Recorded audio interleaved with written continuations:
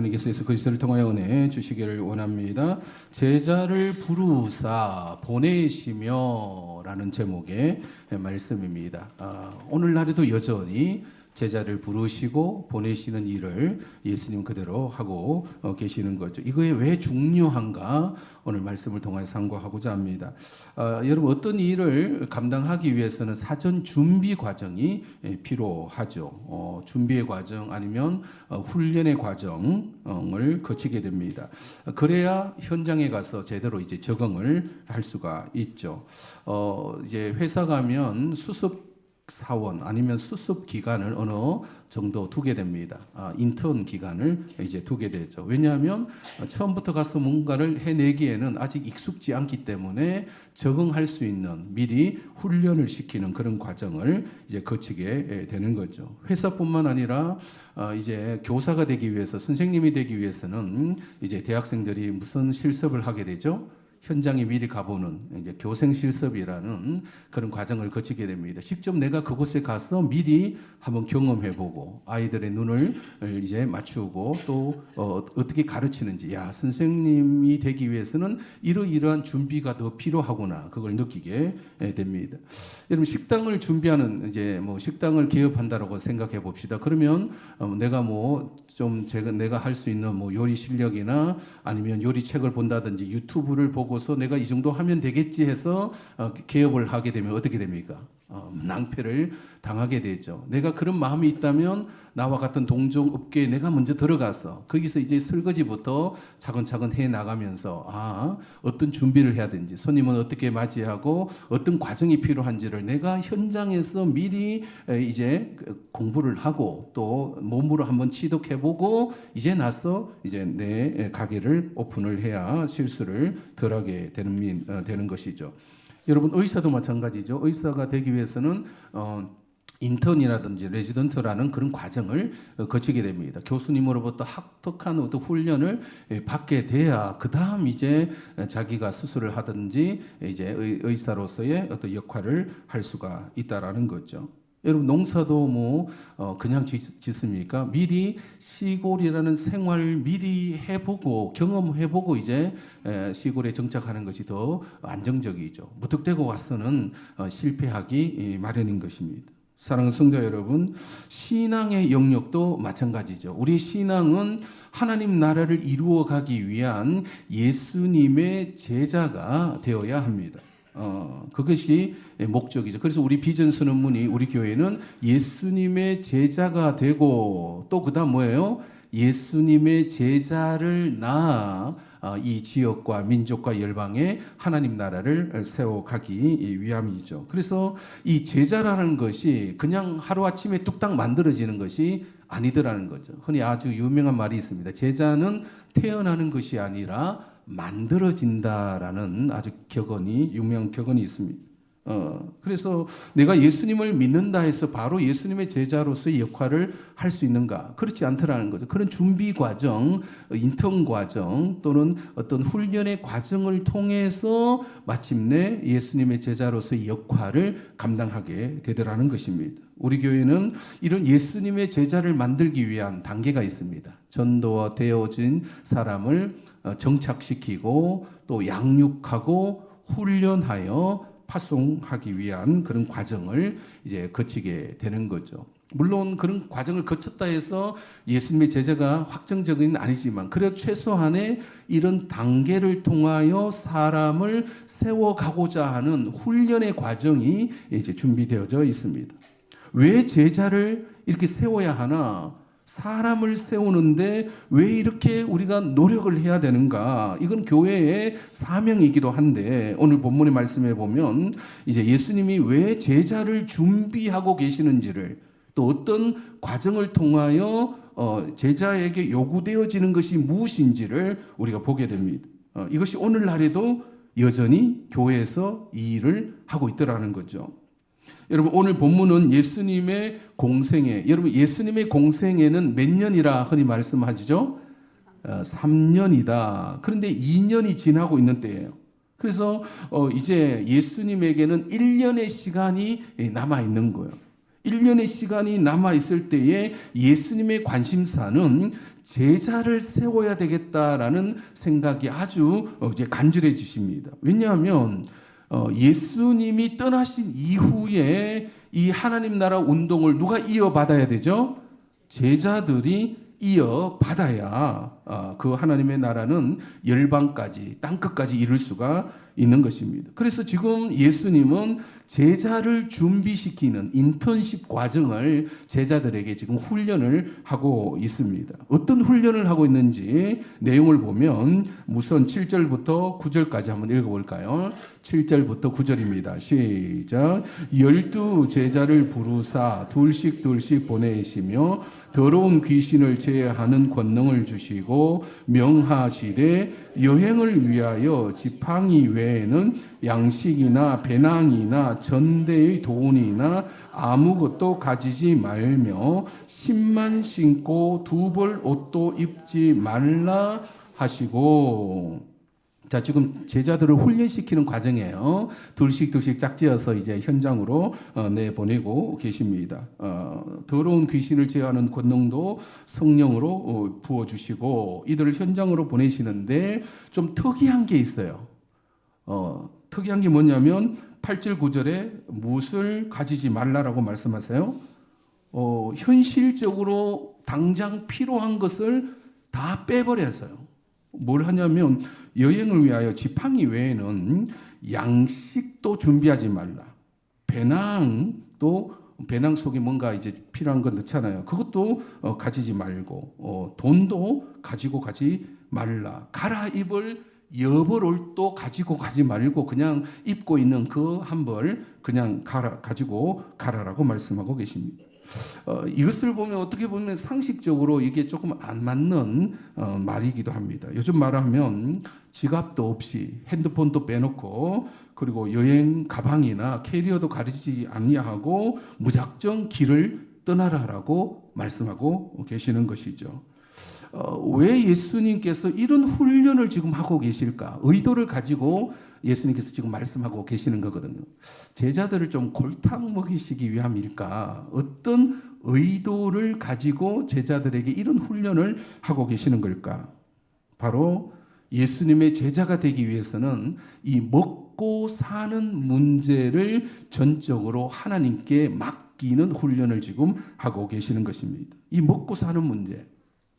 여러분, 사람의 본능상 가장 우선순위에 두는 것은 먹고 사는 문제에 삶의 가장 우선순위를 우리는 두고 있습니다. 먹고 사는 문제가 뭡니까? 의식주의 문제가 되는 것이죠. 다 먹고 살기 위함이 아닌가? 이 말 속에 사람이 한평생 무엇을 위하여 살아가고 있는지 그리고 어디에 우선순위를 두고 있는지를 알 수가 있습니다. 그런데 예수님은 제자를 훈련시킴에 있어서 이 먹고 사는 문제를 빼버리시는 거예요. 그러면 당황스럽잖아요. 그러면 어떻게 먹으란 말인가? 어떻게 입으란 말인가? 그런데 예수님의 이 훈련 속에는 너희는 먼저 그의 나라와 그의 의를 구하라. 그리하면 이 모든 것을 너희에게 더하여 주시리라. 이 우선순위를 바꾸는 훈련을 하고 계시더라는 것이죠. 예를 들어 여러분 우리가 주일날 예배 드리는 것이 얼마나 중요합니까? 예수님의 제자가 되기 위해서는 가장 기본적인 우리의 신앙의 훈련은 이제 주일을 지키는 거죠. 그런데 처음 예수님 믿는 사람이 주일을 지키기가 어디서 어려우냐면 어디서 어려워요?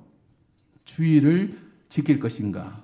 돈 벌러 갈 것인가에 이제 있습니다. 중요한 돈이 되고 우리 장사하시는 분은 주일에 장사 문을 열어야 되고 아니면 우리가 어디서 일하러 오라 하면 여러분 갈등이 생기잖아요. 그런데 가장 기초적인 우선순위의 문제에 있어서 내가 어디를 먼저 선택할 것인지를 훈련하고 계시는 것입니다. 그러니까 예수님의 제자에게 요구되는 것은 이 먼저라는 단어 속에서 우선순위에 대하여 내가 무엇을 선택할 것인가, 내가 의식주의 문제, 먹고 사는 문제를 내가 먼저 해결하고 나중에 주의 일을 할 것인가, 아니면 주의 일을 먼저 하고 뒤에 내가 먹고 사는 문제를 따를 것인가가 아주 중요한 선택의 순간이 오더라는 것이죠.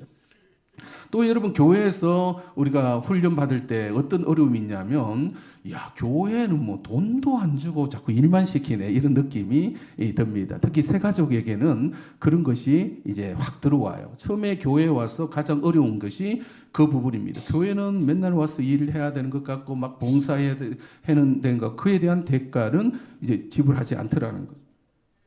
여러분, 왜 이런 훈련의 과정을 거치는가? 그런데 교회를 생각함에 있어서 여러분이 돈을 먼저 앞세우면 결코 예수님의 제자는 될 수가 없더라는 거죠. 그렇게 먼저 생각하다가 떠나간 사람들이 많이 있습니다. 나에게 조금이라도 이익이 되면, 경제적인 이익이 되면 교회에 좀 뭔가를 하는 것처럼 하는데 이게 이익이 되지 않구나라고 하면 교회를 떠나버리더라는 거. 그런 사람에게는 예수님의 제자가 될 수는 없는 것입니다. 여러분, 교회에서 돈 받고 일하면 그것이 편한가? 절대로 그렇지 않습니다. 오히려 많은 섬김과 시간과 재정을 들여가면서 우리는 지금 신앙생활을 하고 있는 거죠. 왜 그런 과정을 거치는가? 바로 예수님의 제자가 어떻게 세워지는가를 보면 알 수가 있습니다. 우리가 헌금을 또 드리잖아요. 그리스도와 헌금을 할 때 아직도 내 마음에 부담이 있다면 그것은 앞으로 하나님의 예수님의 제자가 되기에는 아직도 훈련이 되지 못한 것입니다. 예수님의 제자가 된다는 것은 내가 당장에 먹고 사는 문제보다 무엇을 더 우선시하고 있냐면 하나님의 일에 내가 더 감당하겠다는 그런 훈련의 과정을 거치면서 예수님의 제자로 세워지는 것입니다.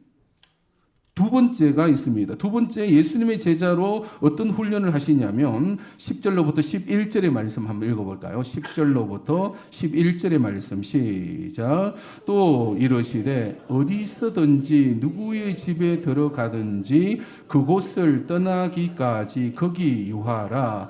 어느 곳에서든지 너희를 영접하지 아니하고 너희 말을 듣지도 아니하거든 거기서 나갈 때에 발 아래 먼지를 떨어버려 그들에게 정글을 삼으라 하시니. 예수님의 제자가 되기 위한 훈련의 내용 중에 두 번째는 뭐냐면 전도해보는 경험을 요구하고 계십니다. 복음을 직접 가서 전해보라는 거죠. 이 복음이라는 것은 예수 그리스도와 하나님의 나라에 관한 이야기입니다. 예수 그리스도께서 우리를 죄를 위하여 십자가에 죽으시고 부활하셔서 누구든지 그를 믿는 자는 멸망치 않고 영생을 얻게 된다는 이 복음을 내가 직접 전해보는 훈련을 해야 되는 것이죠. 그러면 두 가지 반응을 경험하게 됩니다. 여러분, 전도해보면 어떤 반응이 있습니까? 두 가지의 반응. 첫 번째는 10절에처럼 받아들이는 사람이 있어요. 아, 그러냐고. 그럼 좀 더 알고 싶다. 나 교회 한번 나가볼까? 이렇게 반응하는 사람이 있습니다. 그럼 10절에 어떤 표현을 쓰고 있냐면 어디서든지 누구의 집에 들어가거든. 들어갈 수 있었던 것은 11절과 비교해 보면 너희를 영접하거든 그곳에 머물러서 교제하고 나누고 예수님에 대하여 더 설명해 주라라고 그렇게 말씀합니다. 그런데 복음을 전하는데 거절하는 사람이 있습니다. 11절과 같은 반응이죠. 사늘하게 배척하고 무시하고 욕하는 그런 사람도 있습니다. 그러면 어떻게 해야 되는가? 너희를 영접하지 아니하고 너희 말을 듣지도 아니하거든 거기서 나갈 때에 발 아래 먼지를 떨어버려라 라고 말씀하고 계십니다. 전도해 보면 문전박대를 당하거나 막 소금을 뿌려버리거나 욕하거나 그런 비웃음과 거절당함을 우리가 경험하게 됐죠. 이런 거절의 반응은 모르는 사람들이 하는 것이 아니라 우리 아주 가까운 늘 만나는 사람들이 그렇게 반응할 수도 있습니다.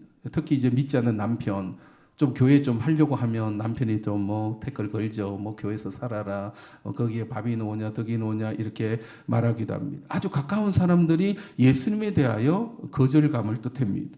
또 친구들도 예수님을 이야기하면 안 들으려고 하죠. 세상에 둘도 없는 가까운 친구임에도 불구하고 예수님의 이야기를 하면 잘 안 들으려고 합니다. 오히려 거부감을 이제 보이더라는 거죠. 그때 어떻게 해야 되는가? 미련을 갖지 말고 그 신발에 묻은 먼지조차 털어버려라 라고 이렇게 이게 무슨 뜻이냐면 거절감을 당해도 당혹하거나 주눅들거나 인간적인 미련에 사로잡히지 말라는 것입니다. 복음을 받아들이고 안 받아들이고는 그 사람과 하나님과의 관계이지 우리는 전할 뿐이고 그들의 반응은 그 사람들이 하는 거예요. 하나님 앞에서 하는 것입니다. 우리가 가지고 있는 책임이 아닌 거예요. 우리의 책임은 어디까지인 거예요? 예수님을 전하는 것뿐이 되는 거죠. 그래서 예수님의 제자가 되려면 예수님을 전해보는 야, 교회 한번 가자. 아니면 예수님 믿어야 돼. 이 말을 내 입으로 한번 해봐야 된다는 것입니다. 이것은 그 사람을 향한 것이도 있지만 내 안에 예수님을 믿는 확정이 내 안에 들어와 있는가? 복음에 대한 확신이 내 안에 있는가의 문제이기도 하더라는 것이죠. 예수 그리스도로 인하여 나의 당당함이 있어야 되는데 쭈글거리면 안 되더라는 거죠. 거절의 두려움. 야, 저 사람이 나에게 무슨 생각할까? 거기에 대한 두려움 때문에 말조차 못하면 안 된다는 것입니다. 예수님의 제자는 분명하게 복음에 대한 확신을 가지고 이것을 다른 사람에게 한번 말해보라. 이게 훈련의 과정이라는 거죠. 여러분, 여러분의 현장에서 예수님 전할 수 있는 현장이 많이 있다는 사실을 기억하시기 바랍니다. 남편이, 아내가, 아니면 가족이 그 대상이 될 수도 있고, 동아리 활동할 때 사람이 될 수 있고, 양동에 누군가를 만났을 때 우리가 예수님을 전할 수 있는 기회는 많이 있습니다. 그런데 문제는 그들의 거절감으로 인하여 내가 주눅들 때가 있다는 거죠. 행여 다르게 말하면 어떡할까? 그 때문에 싸우면 어떻게 할까? 그런데 오늘 본문에는 뭐라고 하고 말씀하십니까? 만약 그렇다면 발에 먼지를 털어보듯이 그렇게 하면 돼. 주눅 들지 마. 담대하게 그 일을 하라라고 예수님 말씀하고 계십니다. 세 번째, 예수님의 제자가 되기 위한 어떤 과정에 있어서 어떤 경험을 해야 되냐면 12절, 13절 한번 읽어볼까요? 12절, 13절입니다. 시작. 제자들이 나가서 회개하라 전파하고 많은 귀신을 쫓아내며 많은 병자에게 기름을 발라 고치더라. 이 기적의 경험, 변화의 경험을 내가 직접 해봐야 되더라는 거죠. 여러분, 제자들이 나가서 회개하러 전파하고 많은 귀신을 쫓아내며 많은 병자를 고치는 이 경험이 나중에 예수님이 계시지 않았을 때 이 제자들이 그 일을 하더라는 것입니다. 현장에서 직접 기적을 체험하고 변화를 체험했을 때에 이야, 예수님을 믿는다는 것이 그냥 이론이 아니구나. 실제로 내 삶에서 그것이 적용이 되고 있구나. 머리로만 알고 있는 예수님이 아니라 내 삶의 현장에서 나를 일으키시고 나에게 기적을 주시고 나에게 이 몸소 체험할 수 있는 그런 개인적인 경험을 많이 경험을 해야 된다. 이걸 흔히 우리는 간증이라 표현을 하기도 합니다. 인생을 살다 보면 누구나 큰 어려움을 당하잖아요. 힘들고 지치고 넘어질 때, 지난주 이 넘어질 때 누가 우리에게 찾아오십니까? 예수님께서 달리다 죽음에서도 우리를 일으키실 그 능력의 예수님께서 내 삶의 여러 어려움 과정 속에서 나를 이렇게 세워주셨다라고 하는 이 경험, 이 기적의 경험 혹은 나를 변화시킨 이 변화의 경험을 우리는 계속해서 해가야 하는 것입니다. 그것을 이런 경험을 누구에게도 말할 수가 있는 거예요. 야, 예수님 한번 믿어봐. 교회 한번 나와봐. 너무 좋아. 나에게 이런 변화가 있어서 예수님께서 너를 도와주실 거야. 너를 일으켜 세워주실 거야. 달리다고 예수님이 너를 일으켜 세워주실 거야 라는 이런 고백을 다른 사람에게도 할 수가 있더라는 것이죠. 누구나 깨어지고 누구나 넘어집니다. 누구나 그 넘어짐에서 다시 일어서야 되는데 이러한 우리의 이 간증, 생생한 우리에게 내가 경험되어진 예수 그리스도에 대하여 우리는 말을 할 수가 있어야 되는 것입니다. 사랑하는 성도 여러분, 이런 식으로 해서 예수님의 제자가 계속해서 만들어지고 있음을 여러분 믿으시기 바랍니다. 왜 예수님의 제자가 계속해서 세워져야 할까요? 만약 예수님이 12제자를 남기지 아니하시고 그냥 혼자 그렇게 하시다가 죽어 부활하시고 승천해 버리시면 예수님에 관한 이야기는 당대에 머물고 말았을 것입니다. 이게 전파가 될 수가 없었던 거예요. 그런데 12명의 제자를 만들어 놓고 예수님은 떠나셨기에 이 12제자가 무슨 일을 한 거예요? 계속해서 하나님 나라 운동을, 예수님과 하나님 나라의 이야기를 전하고 또 전했기 때문에, 그래서 교회가 세워집니다. 그리고 교회가 또 이 일을 했기 때문에 오늘 우리에게까지, 이 매울리까지 교회가 세워질 수가 있었던 것이죠. 사랑하는 성도 여러분, 우리 매곡교회 역사가 여러분 몇 년 됐을까요?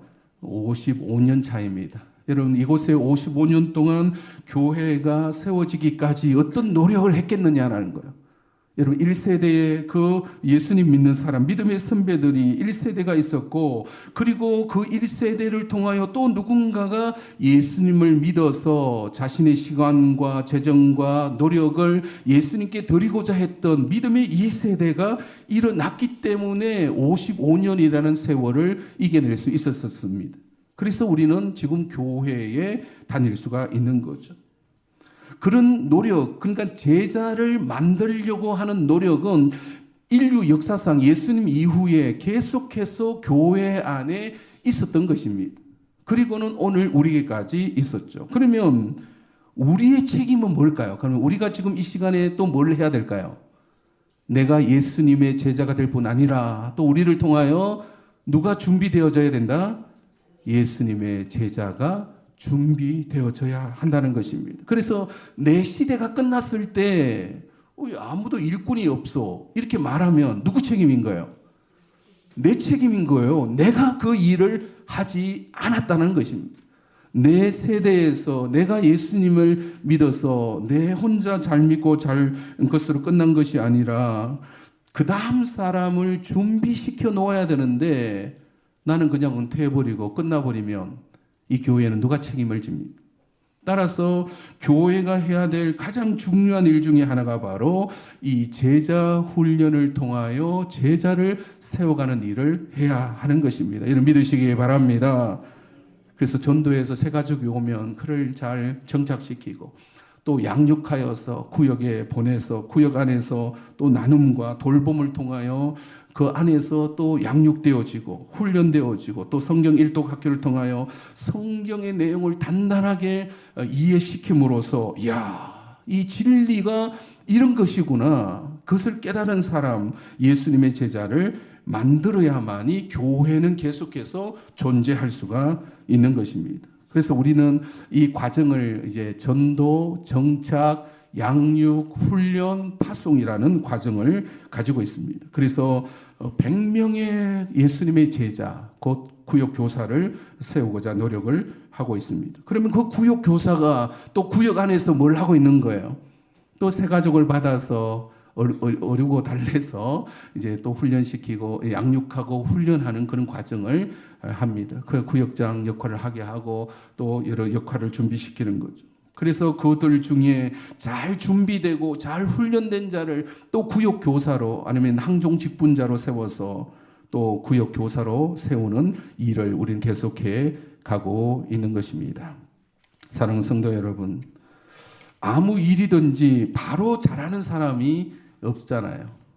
그 과정을 거쳐야 됩니다. 준비 과정, 인턴 과정, 또 해보고 그때는 또 실수하고 잘못해도 괜찮잖아요. 왜냐하면 견습 기간이 있기 때문에 그러합니다. 우리 신앙생활도 마찬가지입니다. 여러분, 예수님 믿는 이 믿음의 여정 자체가 어떻게 보면 주님께서 우리를 이끌어 가고 계시는 훈련의 과정이라고 말할 수가 있습니다. 하루아침에 뚝딱 만들어지는 것이 결코 아니라는 사실을 우리는 기억해야 됩니다. 예수님의 제자는 그냥 태어나는 것이 아니라 훈련이라는 과정을 통하여 만들어져 간다는 사실입니다. 그 과정에 있어서 가장 우선순위가 먹고 사는 문제에 매여 있으면 절대로 예수님의 제자가 될 수 없다. 우리가 전도라는 현장에서 내가 예수님을 한번 전해봐야 되고, 또 내가 예수님을 믿어 내 안에 어떤 변화가 일어났는지 체험이, 간증이 있어야 됩니다. 그래서 이러한 예수님의 제자가 되고, 또 그 다음 뭘 해야 되는 거예요? 내가 예수님의 제자가 되면 예수님의 제자를 낳아서 이 지역과 민족과 열방까지 하나님의 나라를 계속 이어가야 할 것입니다.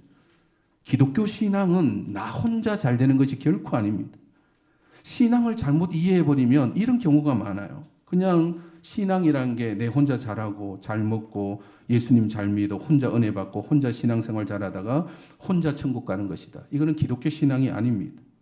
주님이 원하시는 삶이 아닙니다. 만약 그랬다면 교회는 존재할 수가 없었던 것이죠. 우리에게까지 예수님이 전해질 수가 없었습니다. 반드시 나를 통하여 내가 경험된 나 안에 경험된 예수님은 누구에게 전달되어 줘야 된다는 걸 반드시 여러분 기억하시기 바랍니다.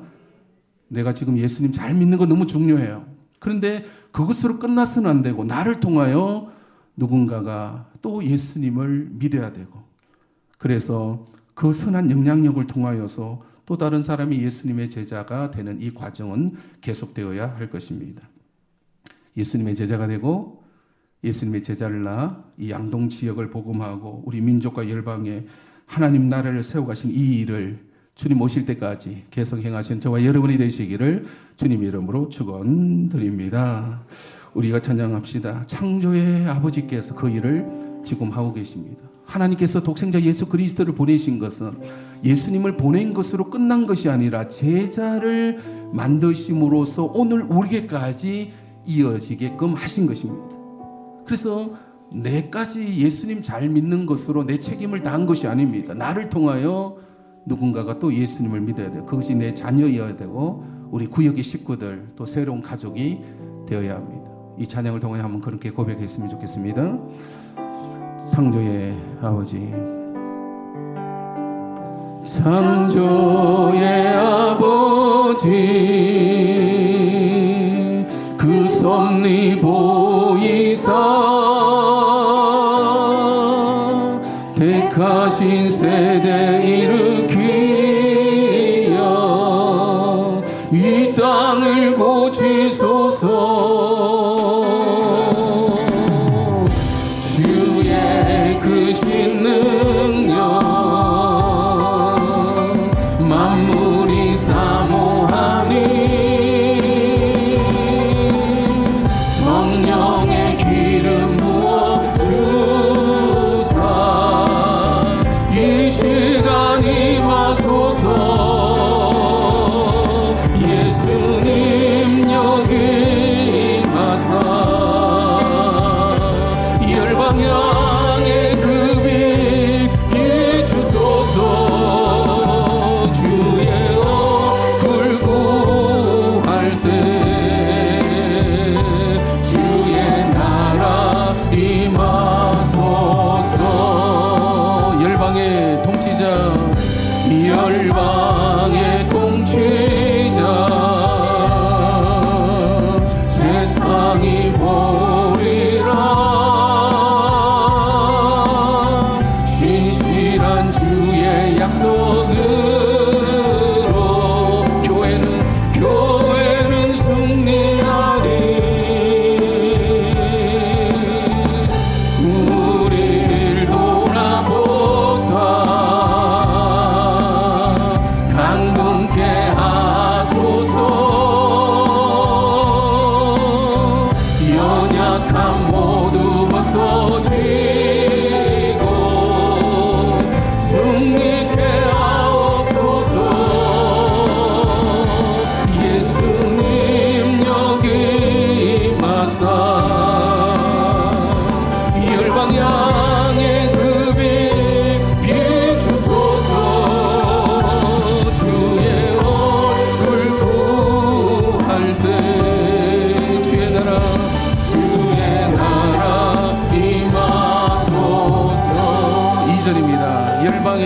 시작.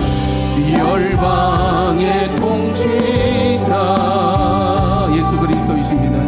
세상이 보리라. 진실한 주의 약속으로 교회는 승리하리. 우리를 돌아보사 강건케 하소서. 연약함 모두 벗어지고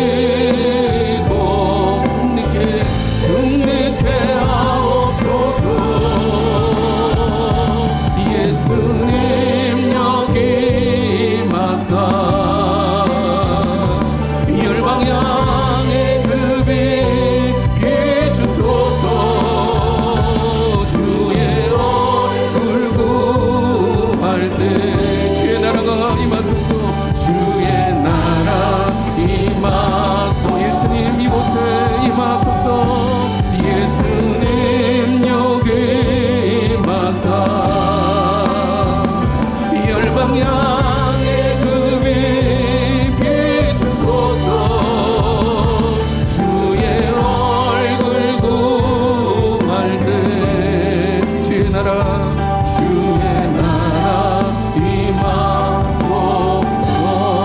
임하소서. 예수님께서 12제자를 세워서 그 이후의 역사를 이어가도록 하셨습니다. 그래서 오늘 우리에게까지 이곳에서 예수 그리스도 하나님의 나라 운동은 계속되어지고 있습니다. 결국은 우리는 그 나라를 바라볼 것입니다. 근데 여러분, 그때에 이르기까지 우리가 해야 할 중요한 일이 있습니다. 우리 신앙은 나 혼자 잘 믿고 잘 살아서 잘했다고 천국 가는 게 아닙니다. 우리 신앙은 공동체로 해석이 되어져야 합니다. 내가 예수님의 제자가 될 뿐만 아니라 나를 통하여 누군가가 또 예수님을 믿어 그들이 예수님의 제자가 되는 데까지 가야 올바른 신앙이라 할 수가 있습니다. 이를 위하여 교회가 존재하고 있는 것이죠. 교회는 그렇게 존재했고 앞으로도 그렇게 존재할 것입니다. 교회에 와서 이기적인 신앙, 나 혼자 잘 되는 것으로 만족한다면 절반의 신앙에 머물러 있는 것입니다. 내가 예수님의 제자가 되고 제자가 된다면 주여 나를 통하여 계속해서 열방을 향한 하나님의 이 마음이 이 매곡교회를 통하여 계속해서 이루어지게 하여 주시옵소서라고. 이 양동 지역을 어떻게 할 것인가, 누군가가 계속해서 예수님의 복음을 전하는 자들이 일어나야 되고 그들을 또 훈련시켜야 되고 또 제자를 만들어야 되는 것이 교회가 해야 될 가장 중요한 책무가 되는 것이죠. 주여 내가 예수님 제자가 되겠습니다. 다시 한번 고백했으면 좋겠습니다.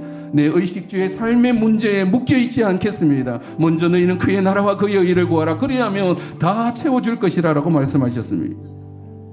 우리의 삶의 전도의 이 경험을 갖고 있어야 되고 나에게 일어난 이 변화에 대한 경험을 갖고 있어야 됩니다. 주여 나로 하여금 예수님의 제자가 되게 하여 주시고 나를 통하여 또 누군가가 예수님의 제자가 되게 하여 주시옵소서. 함께 동성으로 여러분의 입술로 기도하며 나아갑시다.